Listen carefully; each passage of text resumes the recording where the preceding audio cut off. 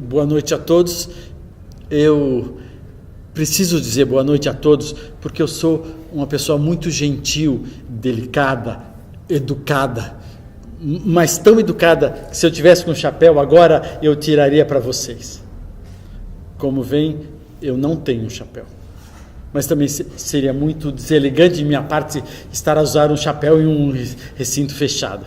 Eu sei que as pessoas não são mais afeitas a esse tipo de, digamos, lisura. Então, dadas as atuais circunstâncias, ficou tudo melhor. O que eu vim dizer aqui essa noite foi algo assombroso que aconteceu e que mudou definitivamente a minha vida. Eu gosto de compartilhar essas histórias da minha vida, como aquela em que eu tinha 3 anos de idade e meus avós me levaram para passear em um bosque escuro, apenas com algumas sementes de feijão no bolso, e foram embora. Eu disse que eles foram embora. Vocês devem estar a pensar que eles foram ali a alguns metros de distância a colher amoras, ou que se afastaram para fazer algo que dissesse respeito apenas à sua intimidade e que não seria adequado a mim, então, uma criança de 3 anos. Não. Meus avós não eram pessoas desse tipo. Não colhiam amoras, não tinham nenhuma intimidade, a mínima que fosse. Eles foram embora e me deixaram ali. Eu passei a noite naquele lugar, mas de manhã os grãos de feijão tinham brotado e agora era um enorme pé de feijão. Eu subi no pé de feijão e vi a casa dos meus avós. Eles me esqueceram outras vezes, mas eu sempre voltava. Gosto de partilhar essa história. Eu tive uma infância difícil. Não fui educado em ruínas na montanha, como vocês devem supor. Fui educado no centro da cidade, mas de qualquer forma, a minha educação causou-me grandes danos sob certos aspectos. Mas eu não vim aqui para tirar histórias da minha infância, se bem que eu acho impossível falar de mim sem falar da minha infância. A primeira vez que eu estive em um hospício, por exemplo, sim, eu estive 28 vezes em um hospício. Não que eu fugisse. Não. É que os enfermeiros sempre tentavam me levar para passear e me esquecer. Eu vivi rodeado de gente realmente muito distraída. Mas a grande revelação que eu tenho a fazer para vocês não é sobre as 28 vezes que eu estive em hospício, nem sobre os enfermeiros que, assim como meus avós, me esqueciam quando me levavam para passear. É claro que tudo isso influencia o que eu sou hoje, que juntamente com a minha educação e a nossa cozinheira, que insistia em cortar a nossa comida em pequenos cubinhos quase minúsculos, causaram-me grandes danos sob certos aspectos. Eu estou aqui a tentar fazer uma lista das pessoas que causaram-me danos. Meus pais, minha mãe, alguns professores, acho que na verdade todos, a tal cozinheira dos cubinhos e umas pessoas que passavam em frente à minha casa. Antes tem um menino que assobiava, passava todo dia em minha casa a assobiar o hino nacional brasileiro. O problema não era como ele assobiava o hino, o problema é que ele desafinava bem no verso que eu mais gosto. Se o penhor dessa igualdade... Ele passava em frente à minha casa sempre um átimo antes de cometer a tonalidade. Ele passou 3 meses no centro de tratamentos intensivos. Mas escapou ileso. Nada foi atingido. Nem um lábio, nem a língua, nem um dentezinho. Tudo ficou perfeito, intacto. Eu fico impressionado com os milagres dos quais a medicina é capaz hoje em dia. Foram 3 meses de paz e eu voltei a ouvir o hino nacional. Aquele menino causou-me grandes danos, realmente. Embora as pessoas falem da minha reputação, e eu saiba quando meu nome soa mal aos ouvidos de alguns, Orgulho-me de vos dizer que súbita e inusitada alegria brilhou no rosto de todos quando eu surgi diante dessa numerosíssima audiência. Todos fizeram uma carinha ótima. Mas o que me traz hoje essa noite é um intuito maior. Eu não vim aqui dizer que a minha educação causou-me grandes danos sob certos aspectos. E também, se eu não viesse aqui me prestar a esse papel de fazer revelações acerca da minha vida íntima, vocês já o fazem pelas ruas da cidade. Vocês já falam dos meus hábitos cotidianos, da minha relação com os meus familiares, sim, dos meus amigos próximos. Eu tenho um amigo próximo e ele chama Manuel. E mesmo que não seja da nossa espécie e tampouco possa sobreviver em uma atmosfera com oxigênio, eu sei que ele tem um apreço indizível por mim. Eu não acho nada demais um homem sadio e maduro encontrar amigos entre outras espécies, principalmente quando a sua própria não corresponde tão bem. Então, eu estou incluindo vocês, junto com a minha mãe, com a cozinha dos cubinhos, o menino assobiador, alguns professores, os transeuntes e algumas pessoas que passaram em frente à minha casa em algum dia por algum motivo. Entre todos os que, juntamente com a minha educação, causaram-me grandes danos sob certos aspectos. Teve uma outra criatura muito bonitinha chamada Jezebel. Eu a batizei de Jezebel porque se eu for depender do mundo, da minha mãe, da cozinheira, dos meninos subir, vocês e tal, aquela criatura adorável teria morrido anônima. Hoje ela tem uma cova devidamente cavada por mim em frente ao cemitério do Catete. Eu peguei um autobus e fui ao Rio de Janeiro especialmente para enterrá-la. É que eu achei que pela sua aparência ela deveria ser originária da Ásia e que deveria ser enterrada em sua terra natal. Como eu não tinha dinheiro para ir à Ásia, eu peguei um ônibus e desci no Rio de Janeiro para dar-lhe um enterro digno.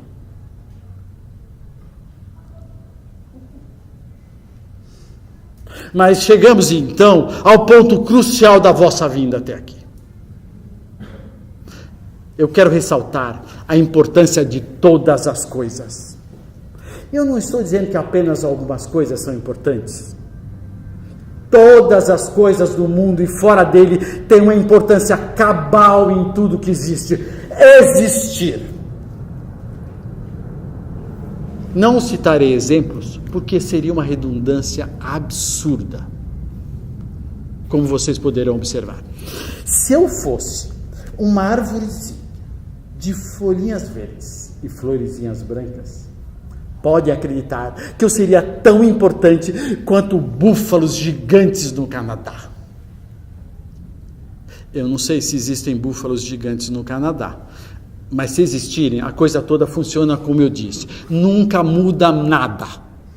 Quer dizer, só se vez ou outra, alguma coisa for realmente muito diferente. Aí talvez eu possa dizer que eu esteja errado. Quer dizer, se em algum noticiário televisivo alguém, por um acaso, disser que alguma coisa é fenomenal, esta coisa passa a ser um fenômeno. Mesmo que você pense diferente. Por quê? Porque o noticiário televisivo é uma prova científica testada de um fenômeno. E como todo mundo quer ser um fenômeno, vocês estão me entendendo, estão acompanhando o meu pensamento também, entendeu? O que eu tenho a propor hoje é algo muito simples, mas que depende da compreensão e colaboração de todos. Eu não dou exemplos, apesar de querer parecer didático, mas eu preciso contar uma história. E eu preciso contar essa história para que vocês entendam, compreendam a necessidade do que viemos fazer hoje aqui. E eu queria que soubessem de antemão que não há nenhuma conotação religiosa em tudo isso. Eu preciso contar um pouco de mim. Eu não sou assim uma árvorezinha de folhinhas brancas, nem um búfalo no Canadá, mas eu quero mostrar para vocês que eu quero e posso ser atestado como fenômeno. Por isso, eu preciso da máxima compreensão de todos. Porque não é a qualquer minuto que eu vou dizer as verdades que ocupam minha mente. Não, eu posso dizê-las muito sutilmente. Não pretendo ser didático. Por isso, não vou dar exemplos. Vou apenas contar uma história. Eu entrei em uma loja de conveniência, dessas que as crianças entram para comprar porcarias a um preço abusivo. É realmente tudo muito mais caro do que se eu for em supermercado qualquer. Mas essas porcarias parecem diferentes quando estão ali. Deve ser porque ninguém compra. E ninguém compra essas porcarias em lojas de conveniências como a que eu entrei, porque o prazo de validade da maioria das coisas está quase para vencer, com exceção das bebidas. As bebidas nunca estão com o prazo de validade vencido, porque a maioria das pessoas são alcoólatras inconfessos e, portanto, levantam às 2:30 da manhã para comprar 1 litro de qualquer coisa alcoólica. Eu não bebo. Sou completamente abstêmio. Não bebo, não fumo, não consumo nenhum tipo de substância química que possa ser nociva ao meu organismo.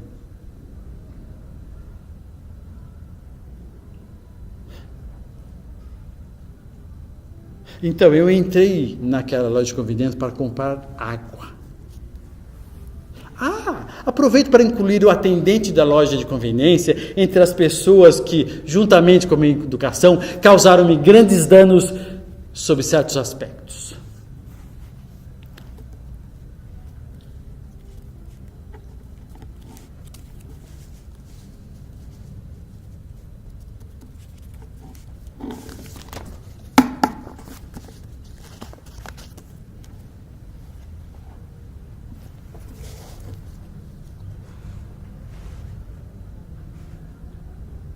Mas eu entrei naquela loja de conveniência para comprar uma água límpida, insípida e inodora. Claro que não tinha. Tinha lá umas águas estranhas, sem cor, sem cheiro e a maioria delas sem gosto de nada. Eu me distraí com essa feita e, de repente, me deparei com uma estantezinha de livros à venda. Eu não leio, nunca. Só leio bulas de remédio e embalagens de shampoo quando estou no vaso sanitário. Também não leio bulas de remédio com taxas vermelhas e pretas. Seria muito perigoso. Como vocês já devem ter notado, eu cuido muito da minha saúde. Tudo que eu aprendi sobre higiene pessoal foi na 12ª vez que eu estive no sanatório. Foi no exato momento que 2 enfermeiros tentavam lavar os meus cabelos na água oriunda do vaso sanitário. Este é um hábito que conservo até hoje, considero dos mais saudáveis. Por 1.314 dias, não me afastei mais do que 1.000 metros da minha residência. Isso só foi possível porque eu não fiquei doente nesse período. Não há hospitais perto de onde moro. Por isso eu faço de tudo para me manter saudável. Eu sei que não há ninguém inteiramente saudável. O mais importante é que como eu me sinto. E eu me sinto muitíssimo bem. Muitíssimo bem. A parte dos meus intestinos, que fazem uma sonoridade de torneira quando como rabanetes, não há nada na minha saúde que eu queira me queixar.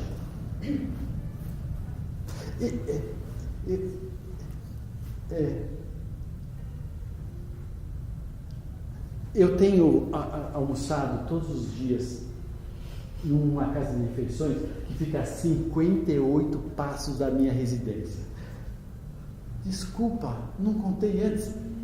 Eu moro em uma pequena casa.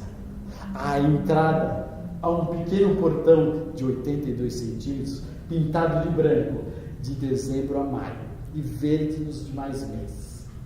Quando abro, dou exatos 3 passos de 3/4 até um tapetinho de entrada, onde vê-se os dizeres bem-vindo. Esse tapetinho é como eu vou dizer, uma herança do inquilino anterior. Quando passo, abro a trava da porta, que fica do lado direito. Vejam bem, eu não sou responsável pela instalação da trava da porta. E também não fiz a alteração para que ela tivesse a mais correta instalação, em virtude da minha senhoria exigir inapropriadamente que eu pagasse por algo que eu não considero sendo de minha responsabilidade. Quando abro a porta, há um pequeno oratório de madeira que fica postado no canto superior, o que me obriga um movimento sinuoso de quadril para que minha cabeça possa se separar e para desviar e não ser atingido pela caveira que tem aos pés de São Geraldo.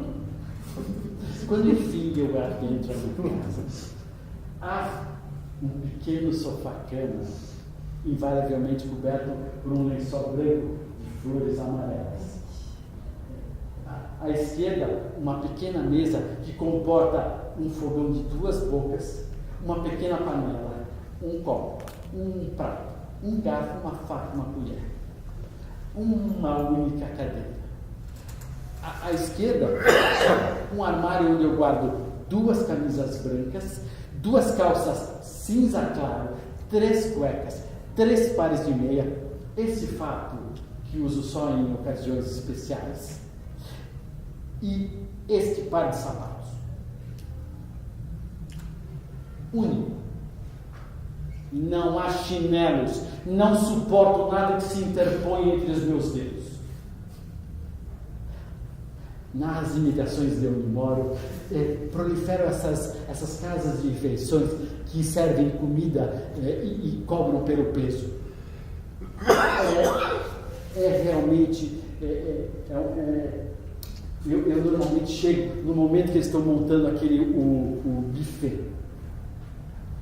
Eu invariavelmente sou um desbravador. Assim, eu fico exposto apenas à sujeira do cozinheiro, me livrando dos salivas, cabelos e outras imundícies que os outros clientes possam espalhar enquanto se serve. Mas a ciência do bom frequentador desse tipo de casa, de restaurante, não se reduz à hora de chegada. Não. Você precisa saber montar o prato. Nunca escolho molhos em frituras. Evito saladas de folhas porque podem estar mal lavadas ou contaminadas. Dou preferência a legumes e carnes assadas, cozidas e grelhadas. Evito macarrão e arroz branco e arrisco só mensalmente um pouco de feijoada, mais pelo caldo de feijão e pela couve do que pelas carnes gordurosas. Frequentemente, há uma jovem senhora que frequenta essa casa de refeições que faz menção de se afastar um pouco toda vez que eu entro. Ela é uma mulher baixa, usa rabo de cavalo e se posiciona sempre perto do caixa.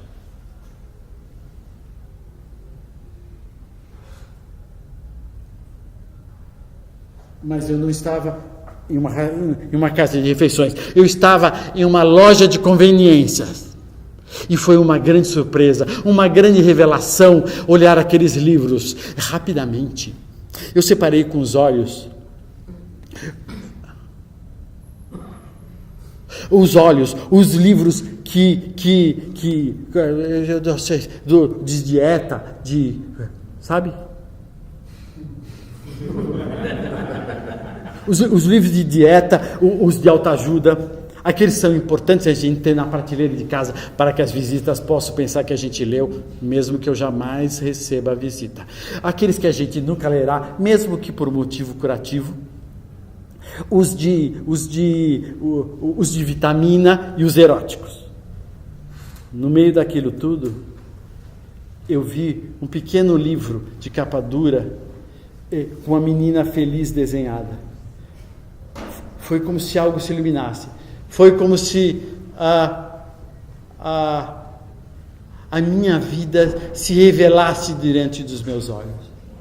Eu percebi que não era só a minha mãe, a menina dos cubinhos, a cozinheira, vocês, transeuntes, enfim, eu precisava incluir aquela menininha com seu vestidinho de lacinho branco, tão bonitinho, e o que é mais importante, com seu capuchinho vermelho.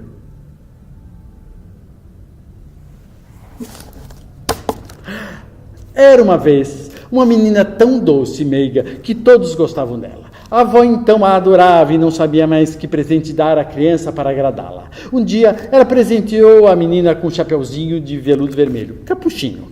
O chapeuzinho, o capuchinho, agradou tanto a menina que ficou tão bem nela que ela queria ficar com ela o tempo todo. Por causa disso, ficou conhecida como Capuchinho Vermelho, ou no Brasil, Chapeuzinho Vermelho. Vejam bem, eu entrei naquela pequena loja de conveniência a fim de tomar água. Gente, eu esqueci de incluir na outra lista o atendente da loja de conveniência. E vocês não me disseram nada. Ó, a minha mãe, a cozinheira dos cubinhos, o menino assobiador, alguns professores, vocês, transeuntes, o atendente da loja de conveniência, a minha avó, a costureira vizinha da avó que fez o capuchinho vermelho e ela, a menininha que ficou uma gracinha com o seu capuchinho vermelho, entre todos os que, juntamente com a minha educação, causaram-me grandes danos sob certos aspectos. Os dedicadíssimos enfermeiros do sanatório que eu frequentei durante os 12 mais tenros anos da minha vida fizeram um milagre com a minha personalidade. Com todos aqueles choques, a terapia ocupacional, na sala de artesanato, que estava sempre cheia de espelhos, coberto por um finíssimo pó branco, sempre bem enfileirados. Aqueles santos fizeram um milagre, me reintegraram à sociedade, mesmo depois de todo o estrago que essa gente havia feito. Um dia, sua mãe lhe chamou e disse: Chapeuzinho, leve esse pedaço de bolo e essa garrafa de vinho para sua avó. Ela está doente e fraca. Isso vai fazê-la ficar melhor. Comporte-se no caminho e de modo algum desvie da estrada. Ou você pode cair e quebrar a garrafa de vinho, e ele é muito importante para a recuperação da sua avó. Vejam, realmente uma garrafa de vinho é absolutamente importante, assim como a glicose oriunda dos doces. Mas eu tenho certeza que vocês conhecem essa história, não é? Então, Chapeuzinho prometeu que obedeceria sua mãe e, pegando a cesta com o bolo e o vinho, despediu-se e partiu. No caminho ela desvia e encontra o lobo. Eu queria fazer uma breve pausa agora, porque tudo isso me deixa muito abalado. Essa história é muito ligada à minha vida, à minha mãe, ao menino, à cozinheira, ao menino enfim, tudo isso me deixa alterado. Você tem uma bala? Algo que eu possa satisfazer a minha oralidade reprimida? É muito importante isso para mim. Eu aprendi com os métodos que os enfermeiros usavam no sanatório, que eram ótimos. Aqueles santos fizeram um milagre. Olha, hoje eu me sinto completamente recuperado. Mas o Chapeuzinho Vermelho, o lobo, eu queria que vocês me auxiliassem nessa parte em que o lobo encontra Chapeuzinho. E o que eles falam. E eu gostaria que alguém me ajudasse, porque eu preciso muito da ajuda de vocês nesse momento difícil.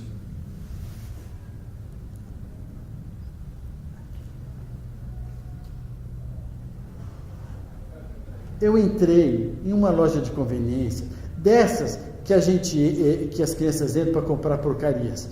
É realmente tudo muito mais caro do que se eu fosse um supermercado qualquer. Mas essas porcarias parecem que estão diferentes aí. Deve ser porque ninguém compra. E ninguém compra essas porcarias em loja de conveniência, como é que eu entrei, porque o prazo de validade dessas porcarias, dessas coisas, estão quase para vencer.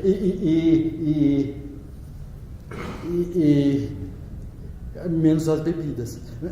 Eu não bebo, sou completamente abstêmio. Não bebo, não fumo, não consumo nenhum tipo de substância química que possa causar torpor, mas nada disso tem importância para o motivo pelo qual chegamos até aqui hoje. Nós viemos aqui para revelar o verdadeiro diálogo entre o lobo e a Chapeuzinho. Pela estrada fora eu vou bem sozinha. O que foi? Nunca viu, não? Não. na verdade não. Eu pedi para sua mãe que nós tivéssemos a sua guarda compartilhada, mas ela não permitiu. Achou que eu pudesse me intrometer no segundo casamento dela com um caçador. Ah, então você é seu pai. Ah, tá. Você não tem nada a me dizer, minha filha? Agora que sabe que eu sou seu pai? Tenho duas coisinhas. Primeiro, você deveria aumentar a pensão. Mas esse foi o acordo com a sua mãe e é debitado no meu salário. Segundo, você faz realmente jus à imagem que a mamãe me deu de vocês esses anos todos. Mas eu disse que ia dizer duas coisinhas, né? Mas vou precisar dizer 3. E a última é que você tem mau hálito. Precisa cuidar disso. Sussurra. Pode ser estômago. O lobo ficou inconsolável. E ainda teve que se proteger do caçador, que queria saber de uma denúncia de caça ao tamanduá-bandeira. O Papa-Formigas. Eu queria que vocês prestassem atenção na gravidade dos fatos. Eu não vim hoje aqui apenas para defender esse homem, quer dizer, esse lobo. Eu vim aqui para fazer justiça, depois de todos esses anos, depois que aquele escrivão de polícia arquivou essa história e os irmãos Green a contaram para o mundo. Eu entrei naquela loja de conveniência para revelar ao mundo algo que eu tive que me calar durante anos, que o lobo é o verdadeiro pai de Chapeuzinho, e que ela tinha um irmão, sabe quem? Eu que hoje sou um homem sem chapéu, um homem que foi expatriado, um homem que foi exilado, banido, tudo porque eu era mais velho e não consegui. Aquela mulher, a minha mãe, ocupou o primeiro lugar entre todos os que, juntamente com a minha educação, causaram-me grandes danos sob certos aspectos. Então a lista fica assim: a minha mãe, a cozinheira dos cubinhos, o menino assobiador, alguns professores, vocês, transeuntes, vocês são muito importantes. O atendente da loja de conveniência, o escrivão da polícia, o delegado, a avó, a minha avó, a costureira vizinha da minha avó, os irmãos Green e todo mundo que insistiu em contar a história dessa menininha durante anos. Ela é responsável por tudo, inclusive por eu ter entrado naquela loja de conveniência para deixar todas as minhas economias a fim de pagar um copo d'água. Por isso eu peço para vocês, divulguem, saiam daqui, falem aos jornais, berrem que o verdadeiro fenômeno das histórias infantis é um homem que não tem um chapeuzinho sequer. E outra coisa, tem muitas histórias com os irmãos, não tem? Tem aquele João e Maria, por exemplo, tão bonitinho ali, os dois esquecidos pelos pais. Os enfermeiros sempre contavam essa história para mim antes de pôr o travesseiro sobre o meu rosto, mas aí eu dormia e não ouvia o final. Então, olha, mas eram dois irmãos. Então, eu não estou me lembrando mais de nenhuma, mas eu sei que tem dois irmãos, mas juntamente com a minha educação, causaram-me grandes danos sobre certos aspectos.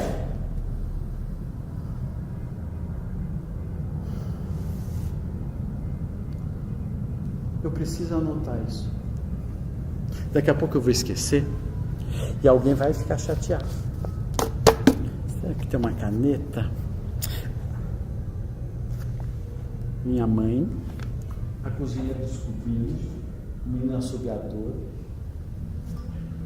a delegada de conveniência, alguns transeuntes, alguns professores, vocês, a minha avó, a costureira vizinha da minha avó, o escrivão de polícia, o caçador, os irmãos Green, alguns funcionários aqueles que tomam conta de animais que estão para ser extintos. Eu preciso realmente de uma caneta. Um momentinho só.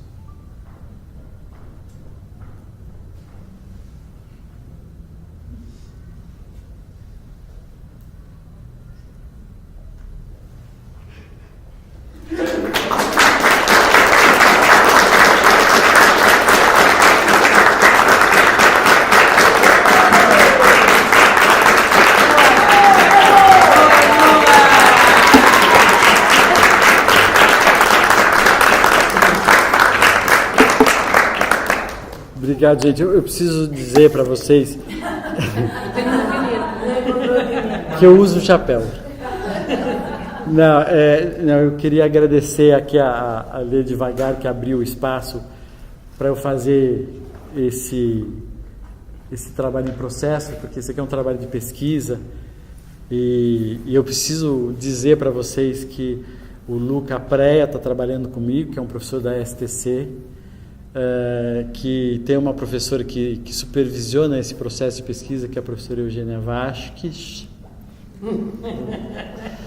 E que é um processo de pesquisa que o meu tempo aqui está se encerrando. Então, na verdade, assim, é um trabalho que eu ainda estou descobrindo um monte de coisa, estou brincando com ele, a pesquisa está feita, mas o trabalho ainda tem que andar, continuar andando. Mas é importante para mim ter a relação com a plateia. Eu tenho uma formação que eu vim da rua. Então essa coisa de ficar ensaiando em sala de aula, sabe, de sala de ensaio, no começo ok, mas chega uma hora que não tem mais sentido nenhum para mim. Porque eu penso de um monte de coisa, mas o processo que eu trabalho é um processo de jogo, não de personagem. Então, só dá jogo se eu tenho outro. E eu falei para o Luca, que assistia meus ensaios, eu dizia para ele, uma vez por semana, falava, você é muito pouco, eu já sei quem é você, não tenho mais interesse nenhum em jogar com você. E aí, então eu consegui um encontro na casa da minha amiga que está ali, a Patrícia, né? E que foi assim, parecia que eu ganhei 3 meses de ensaio, porque tinha alguém que eu jogava e alguém reagia, e dali, isso faz uma semana, né?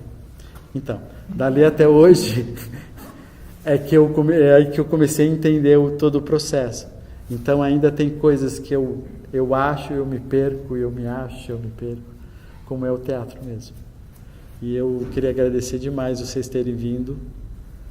E aí eu tenho interesse inclusive de conversar com vocês, que vocês queiram, se vocês quiserem falar alguma coisa. E eu fiquei a pensar que talvez fosse divertido eu ter o meu caderno de ensaio ali, e que vocês pudessem fazer dele alguma coisa, quem quisesse escrever alguma coisa pudesse escrever, porque aí não fica só na minha memória, mas fica escrito. Então é isso. Não sei muito o que falar. Alguém quer fazer alguma pergunta? Querem tomar um café? Enfim, eu agora não sei o que fazer, eu tô tímido, tá?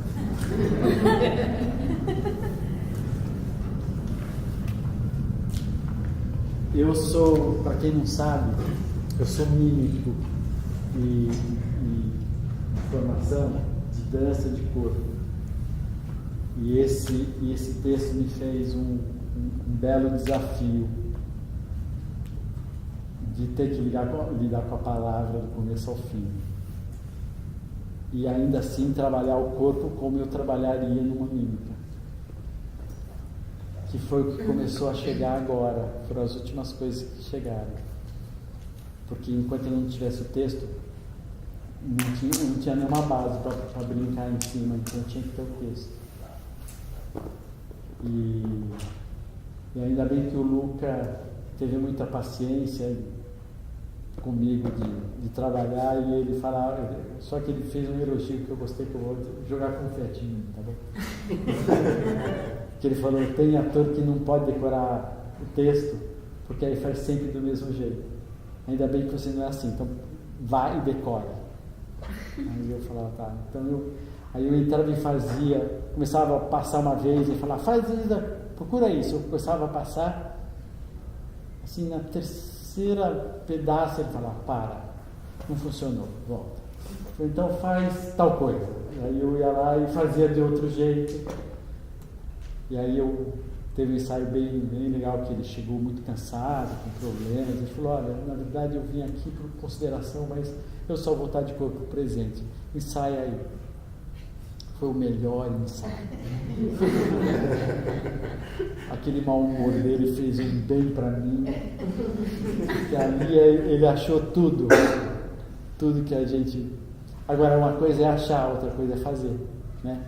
Pôr no corpo. Então é um processo e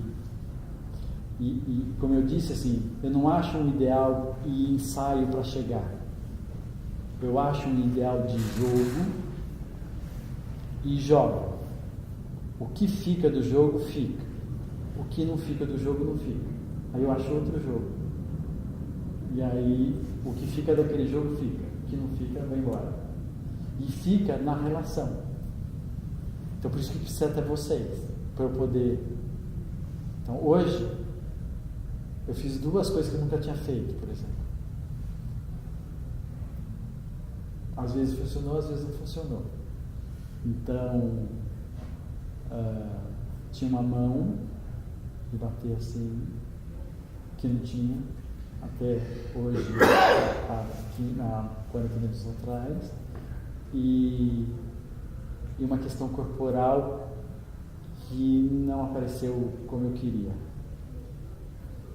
É assim, eu me jogo e aquilo que cola no meu corpo é porque é para ser, o que não cola cai e vai embora. Mas é a primeira vez que faz de contexto? É a primeira vez que faz contexto? Uau! Não, contexto eu já fiz, mas não com tanto texto assim. E quando eu trabalhei com texto, ele vinha junto com o corpo. O texto aparecia e se concretizava junto com o processo. E essa proposta, como se é uma conferência, na verdade eu posso ficar parado aqui atrás falando o tempo todo. Conferência. Então, esse desafio aumenta bastante, né? Porque, tirando a parte da casa, que me deu um pouquinho de brincadeira para eu poder brincar, mas eu não quis ir para a minha casa, a porta, né? Não ir para esse tipo de... O que eu faço é mímica. O que eu fiz aqui, porque eu só sei fazer mímica, gente. Então, tudo que eu fiz é mímica. De falar aqui e não aqui. Eu falei uma boa parte do texto aqui e não aqui. Isso é intencional.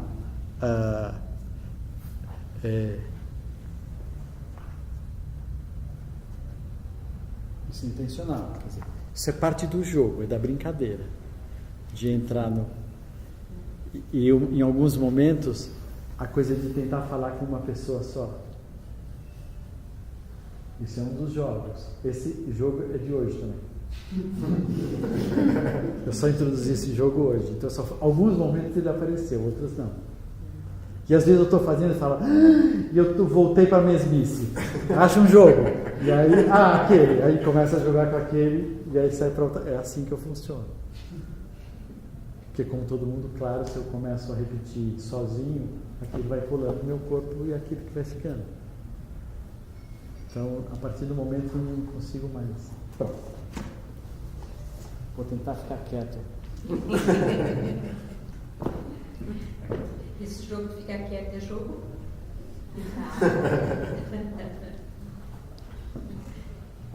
Você criou um personagem. Claro. Muito, muito bem criado. Mas... É o personagem que conta a história. Mas... Não é o Eduardo. Não é... Então, mas... A questão só de que começou acadêmico, isso é uma questão de princípio. Não é? É um personagem, pode se chamar de personagem. Só que ele não é constituído dentro do que muitos atores ótimos constituem personagem, que é, pensa como é que é a sua estrutura e ensaia para que seja bravo, ou seja calmo, e a partir disso vai constituindo o personagem. O meu é resultado dos jogos. É a partir dos jogos que eu vou percebendo coisas. Então é sempre regra de jogo. Então assim, eu não sei se ele é casado, se ele é solteiro, se ele mora, se ele... Não fiz nada desse tipo de análise psicológica, não tenho nada disso. Mas agora, posso... que eu senti foi que eu vi foi um determinado tipo de pessoa que não sei o que, nada visto e coisas assim, pronto, aquilo cria um perfil psicológico. Quem teve 12 vezes internado e não sei o quê, e depois é todo picuinhas ao mesmo tempo e depois atrapalha-se. Eu imagino que ele nunca teve casado, de certeza. Até para casar, não havia espaço para duas pessoas lá em casa. Estava fora que estava. Mas é isso, é para isso mesmo. É para isso mesmo, está certíssimo. A única coisa é que não são coisas que eu determinei. Somos nós que, cada um à sua maneira. Isso. Esta é a ideia. Não determina um personagem que vocês vão se relacionar e vão construir o vosso. Não, eu construo regras de relação e a partir disso vocês constituem o personagem que vocês quiserem. Por exemplo, ele tem alguma coisa a ver com o menino do assobio ter sido internado? Não? Sim, tem. Sim, não. Sim. Tem, de certa forma, como o menino tinha sido internado, ele também foi tantas vezes internado, nem que seja por esse Eu não disse nada disso, cada qual constrói o que quiser. Do jeito que eu ponho, ela achou que não, ele achou que sim. É isso. É um pouco, isso tem a ver com a mímica, que é essa questão de, apesar de trabalhar a partir da mimesis, da constituição da relação com o real, quando eu faço, eu não faço para que vocês entendam. Eu faço para estimulá-los a construir, que vocês construam o que eu estou fazendo. Construo o próprio discurso a partir do estímulo que eu dou. E não o que eu dou é o discurso. O meu discurso é o estímulo para que vocês construam o vosso. Por exemplo, o Manuel. Quem é o Manuel? Eu tô aqui, ó. Manuel. Eu adorei o Manuel. Quem é ele? É isso. É essas várias pontas soltas que é um estímulo a vocês conectá-las ao bel prazer. E é isso que é divertido para mim quando eu estou aqui a fazer essas apresentações, que eu agradeço demais a paciência de vocês, porque eu sei que em alguns momentos não andou, não resultou, outras sim, né? Mas esse risco é maravilhoso no teatro. É o risco de estar na beiradinha e assim, quando começava a não resultar, era a hora que eu tinha que fazer alguma coisa. E é aí que eu aprendo. É na necessidade. E é o que o meu corpo pede na relação. Que eu acho que isso é importante para mim. É na relação. E não na constituição do prévio do que eu fiz. Não é só a relação comigo, é a relação com o que eu posso fazer na relação com as pessoas. Por exemplo, essa questão de eu trabalhar hoje em dia com um texto, e um texto para mim difícil, tem a ver com a questão política de hoje estar no momento onde todo mundo quer falar de si. E eu digo, eu já montei vários espetáculos falando de mim. Eu não preciso mais. Então agora, mais politicamente falando, eu quero parcerias. Eu quero o meu discurso ser construído junto, porque esse texto, ela me mandou a primeira versão, eu disse não, aí discutimos, viramos, aí ela me mandou a segunda versão, eu disse não, aí discutimos, aí ela mandou a terceira versão, eu falei, tá, aqui tá. Aí fizemos mais duas mudanças, 2 encontros para mudar a coisa, porque aí eu comecei a ler tudo e falava, não, isso sim. E aí eu falava, eu quero mudar isso. Ela falava, tá bom, é melhor. Quero mudar isso. Não, isso não vai mudar. Tá bom. E aí, entendeu? Assim, Então é um discurso construído comigo também.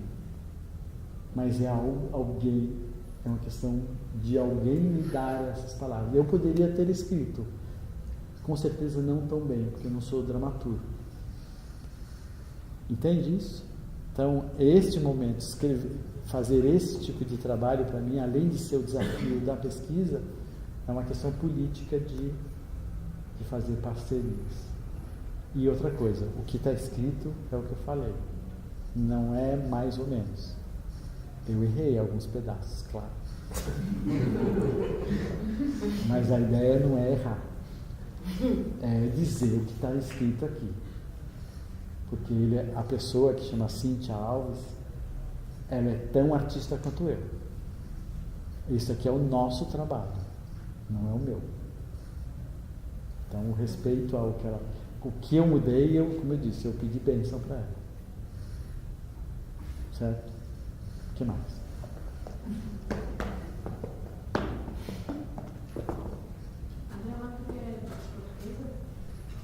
A dramaturga é brasileira. Ex-aluna do CAC. Ela é premiada lá no Brasil.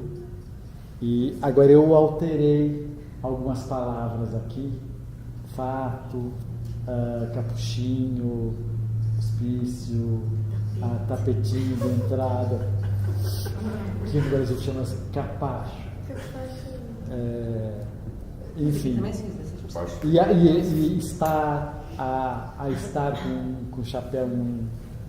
Eu não usei o sítio, porque eu acho que lugar é compreensível, não precisava alterar.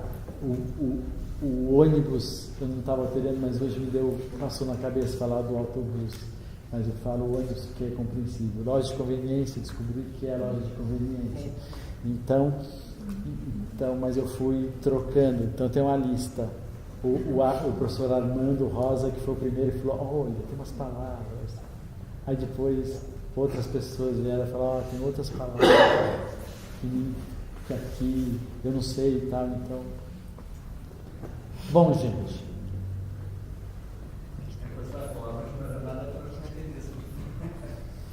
Isso, a alteração dessas palavras permitiu-nos, se calhar, ficar na dúvida: quem escreveu um português ou um brasileiro? Porque se as palavras aparecessem, nós sabíamos a origem. Sem essas palavras,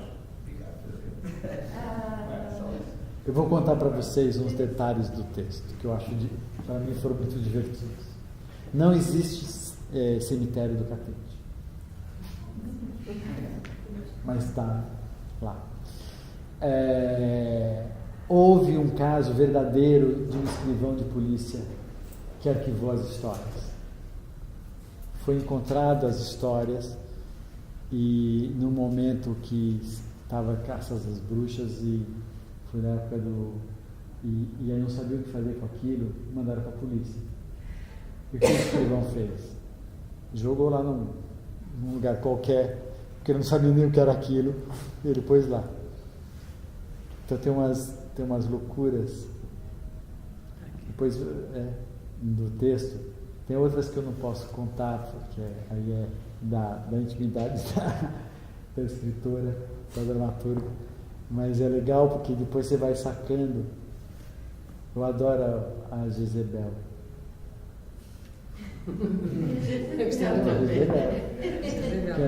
Que eu achei que era parecida, que pela aparência deveria ser originária da Ásia. Sim.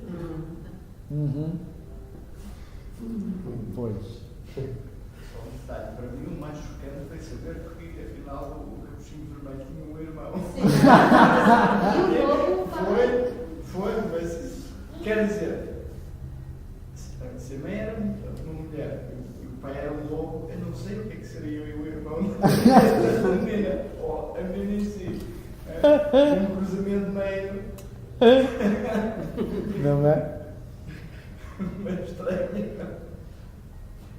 A primeira vez que eu li o texto, eu achei uma tragédia. Aí eu lia, mostrei para algumas pessoas, as pessoas riam e começavam a ler e davam gargalhadas. Eu falava: não é possível que é o mesmo texto. Para mim era tão sofrido tudo ali. Aí foi interessante porque eu Eu absolutamente não tinha vontade nenhuma de fazer graça disso. E não fiz. Ou tentei não fazer nenhuma graça. Então o que ri é absolutamente pessoal também. É o que a pessoa se diverte com o que está lendo, o que está ouvindo. E não é uma piada. Mas também com o que está a ver. Eu digo mais com o que estou a ver do que. Acho que é um conjunto entre o que estou a ver. Claro, perfeito. É isso mesmo. Está. Algo específico? É assim, o facto da gente rir é um bocado aquela cena de nos rirmos da desgraça dos outros. Não é? Às vezes, um personagem psicótico que a vida dele é assim, saída de um. Interessante. Não é? As pessoas riem-se, olha. Não é? É um bocado isso, rimos da desgraça dos outros. Caiu e bateu com a cabeça, abriu a cabeça, as pessoas riem-se. Eu gostaria muito que vocês percebessem que depois de assistir aqui, percebam os seus amigos e percebam como uma pessoa começa a contar algo e desvia e aí engata em outra coisa e aí já não se lembra mais o que estava a falar. Isso é tão humano, é tão normal, tão normal. Não é? A pessoa estava a falar e falar, não, isso é, mas é verdade. E também teve aquele, depois falar, o que estava a falar mesmo? Porque vai abrindo a explicação, e aí já perde de onde estava. Isso acontece um pouco quando a gente está na internet, não é? Abre um link, vai ver, depois desse abre outro, depois desse abre outro. O que eu estava a pesquisar? Quantas vezes, né? Entramos na internet e aí entra uma mensagem. Aí aquela mensagem nos tira para resolver. Entramos com um objetivo. Mas aquela mensagem, eu preciso resolver isso. E aquilo demanda que precisa. Aí você desliga tudo. Vai lá, liga de novo para fazer aquilo que te levou até o computador. Então, assim, é muito divertido porque talvez seja uma questão de grau, de quantidade. Mas a primeira coisa que me disseram foi assim: ele é um louco. Então, do jeito que eu trabalho, ele não é um louco. Porque se eu puser que ele é um louco, eu determino eu o coloco num determinado lugar. Percebe? Eu já vou ter pré-conceito, quer dizer, eu vou trabalhar com ele já a partir de um ponto de vista. Ele não é ou é. Vocês é que definam. Eu não. Eu determino os jogos que me interessam para dizer o texto. Como vai ser nomeado é absolutamente pessoal. E vou dizer, tirando aquele final mais dramático mesmo, quando ele faz a revelação, se eu fosse até ali, eu diria, não sei, porque eu dou muita risada de ver como a gente se dispersa conversando, principalmente quando pega duas pessoas que falam muito, são muito animadas a conversar. Chega uma hora e fala assim, eu estava a falar algo, daqui a pouco eu lembro. E aí vai, de repente, 2 dias depois fala, o que eu não terminei de fazer para aqui é isso. Não é? Então, obrigado, gente.